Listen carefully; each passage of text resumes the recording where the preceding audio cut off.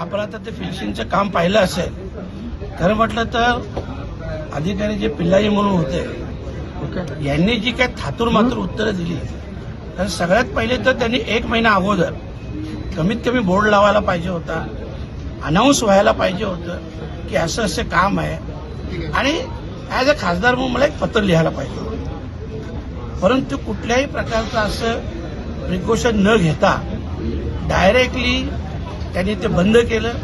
खरं म्हटलं तर आज आपण पाहत असाल बदलापूर रेल्वे स्थानक हे ठाणे जिल्ह्यातील एक महत्वाचं रेल्वे स्थानक आहे. हजारोच्या संख्येने लोक इथून प्रवास करतात, आणि जर आज एक होम प्लॅटफॉर्म बंद केला तर त्याचा पूर्ण लोड दुसऱ्या प्लॅटफॉर्मवर येतो. आणि जसं आता प्रवाशांनी सांगितलं की सकाळी 8-11ची ट्रेन असतो किंवा सकाळची जे ट्रेन असतात, तर त्यावेळेस जर आपण पाहिलं तर खूप मोठी गर्दी, आणि कधी कधी तर असं असतं की 3000 लोकांना उभं राहायला जागा नसतो.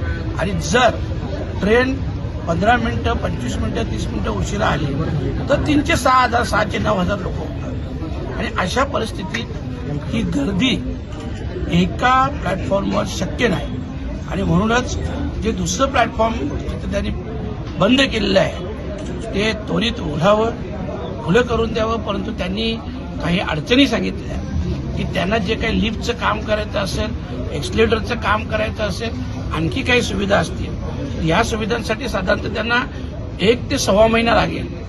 आणि तोपर्यंत 1.25 ते 1.5 महिना ती जी काही त्यांनी फिनिशिंग केलेली आहे ती फॅन्सिंग असावी, असं ह्या मताचं मी देखील आहे. परंतु ती कायमची राहिल्यास खूप मोठी अडचण आणि खूप मोठ्या संकटाला कधी कधी सामोरं जायला लागेल. आणि म्हणून जोपर्यंत हे काम होतंय तोपर्यंत ठीक आहे. नंतर त्यांनी ते जर काढलं नाही तर आपण सगळे मिळून ते काढू.